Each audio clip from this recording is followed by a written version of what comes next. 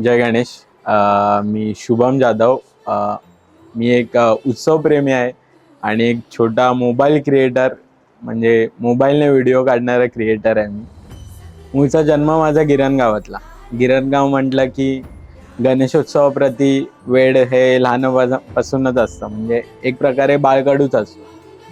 तर लहानपणी सुरुवात झाली की जे मंडळातली मुलं आहेत किंवा चाळीतली मुलं आहेत त्यांच्यासोबत परेलला गणपती बघायला जाणं किंवा आपल्या चिंचपोकीला गणपती बघायला जाणं. आणि त्यावेळी जी माझे मित्र होते ते फोटोग्राफी करायचे आणि त्यावेळी असं वाटायचं त्यांच्यासोबत राहून की आपण पण काहीतरी शिकावं. उत्सव सुरू झाला होता, म्हणजे साधारण 10-15 दिवस उरले होते.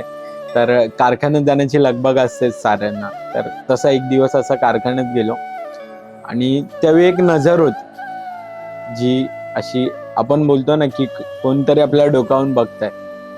त्यावेळी ती एक नजर होती आणि ती सतत मला बघत होती. असा भास होत होता की कोणतरी आपल्याला बघतो. आणि त्यानंतर मी सुद्धा असं डोकावून पाहिलं की नेमकं कोण. तर त्यावेळी त्या मूर्तीची जी बाप्पाची मूर्ती होती आणि त्याची ती नजर होती आणि ती नजर अशी होती की त्याला माझ्यासोबत काहीतरी बोलायचं आहे.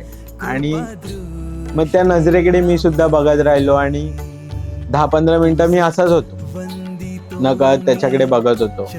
आणि 10-15 मिनिटं आमचा जो काय संवाद रंगला, म्हणजे त्या संवादात ना तो बोलत होता ना मी बोलत होतो. बोलत होते ते फक्त त्याचे डोळे आणि माझं मन. आणि आमचा हा आगळा वेगळा संवाद होता. तो 10 ते 15 मिनिटं चालला आणि त्यानंतर आपसूक माझे डोळे पाणावले आणि त्यावेळी असं वाटत होतं की ती नजर सांगते की तू जी वर्षभर माझी आतुरताने वाट पाहिलीस, म्हणजे माझी जी सेवा करण्यासाठी तू आतुर झालास, सारं काही तुझ्या मनात साठवून ठेवलंस ना, तर आता निश्चिंत राहा, मी आलोय तुझ्या भेटीसाठी. आणि तुझ्या भेटीसाठी आलोय आणि तू आजवर ज्या काही चुका केल्यास त्या सावरून तुला एक नवा मार्ग देण्यासाठी मी तुझ्या भेटीसाठी आहे. अशी ती नजर मला सांगते.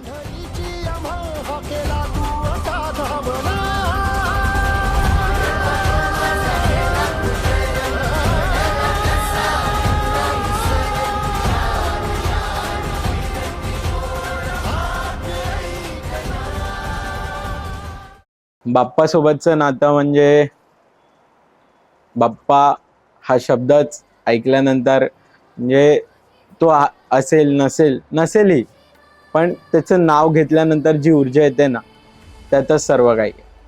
म्हणजे नातं, म्हणजे मी एक ओळ लिहिली होती की बाप्पा बाप्पा करतोस लहान आहेस का, पण या वेड्या मनाला बाप्पाशिवाय कसले भान आहे.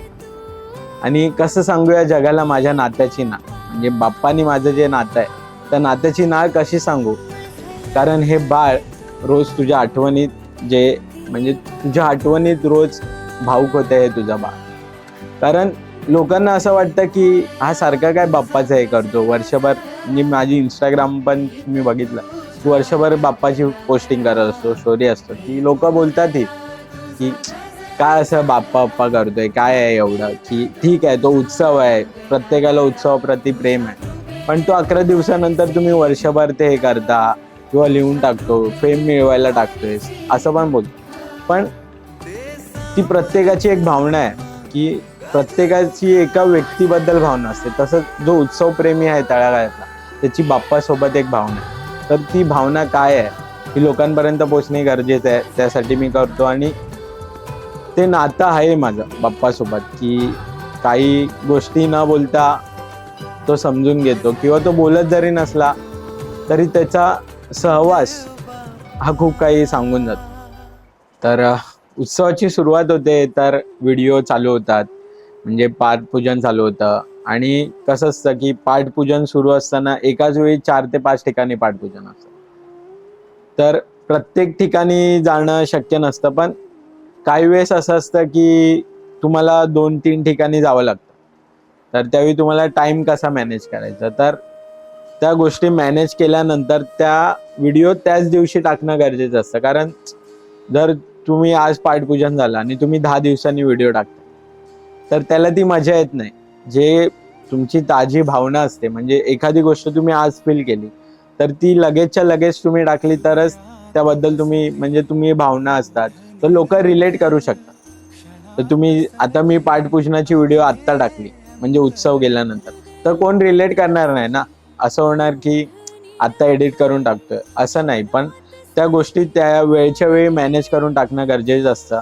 आणि त्यासाठी डोक्यात पहिला प्लॅनिंग करणं गरजेचं असतं, की शेड्यूल करणं गरजेचं असतं, की बाबा या वेळेला आपल्याला तिथे जाऊन या टायमात परत येऊन व्हिडिओ एडिट करणं गरजेचं आहे. आणि तो पर्टिक्युलर टाइम असतो की त्यावेळी ठरवून ठेवावं लागतं की यावेळी आपल्याला व्हिडिओ पोस्ट करायचीच आहे. आणि त्यासाठी मग मी प्रयत्न करतो की माझा समजा आता 8 वाजताचा टाइम ठरवला, तर मी पूर्ण म्हणजे पाठपूजनाचा दुसरा दिवस असतो तर पूर्ण दिवस एडिटला घेतो आणि 8 वाजता काही करून व्हिडिओ टाकायचे, एवढी माझी तयारी असते. असं होतं की 11 दिवस जसं समाप्तीला येतो थोडं वाटू लागतं की अरे आपला बाप्पा चाललाय आता. तर तो क्षण सगळ्यांना नकोच असतो, पण काय आपल्या ज्या संस्कृती आहेत त्याप्रमाणे विसर्जन करणं गरजेचं आहे. तर ज्यावेळी विसर्जनाला बाप्पा म्हणजे चौपाटीपर्यंत येईपर्यंत आपण आनंदात असतो, नाचतो, हे करतो. पण ज्यावेळी तो निघतो म्हणजे समुद्राकडे ट्रॉली आपली जाते, तर त्यावेळी असं वाटतं की यार या क्षण ज्यासाठी आपण वर्षभर आतुरतेने वाट बघतो, ज्याच्यासाठी आपण राबतोय मे महिन्यापासून, सगळ्या गोष्टी करतोय आणि आज तो चाललाय, पण तो जाताना त्याच्यासोबत जे क्षण घालवलेत म्हणजे त्याचं गाठोडं म्हणतो की प्रत्येक गोष्टी ज्या आजी आपल्या बोलायची की हे गाठोडं आहे माझं, तसं त्याच्या आठवणींचं जे गाठोडं असतं ना तो आपल्याकडे ठेवून जातो. आणि त्या गाठोड्यातल्या प्रत्येक गोष्टी आपल्याला वर्षभर आहे ना त्याची आठवण करून देत असतात. आणि तो जाताना असं मनात येतं की यार हे 2 महिने ज्याला नजरकैद करणारे डोळे होते, आज तेच डोळे अश्रुकैद करतात. आणि तो जाताना खूप असं भारावून येतं, की लहान असो किंवा मोठा, त्याच्यासाठी बाप्पा म्हणजे एक भावना आहे प्रत्येकासाठी. आणि तो जाताना जे क्षण असतो तो अगदी मनावर दगड ठेवून प्रत्येकजण निरोप देतो.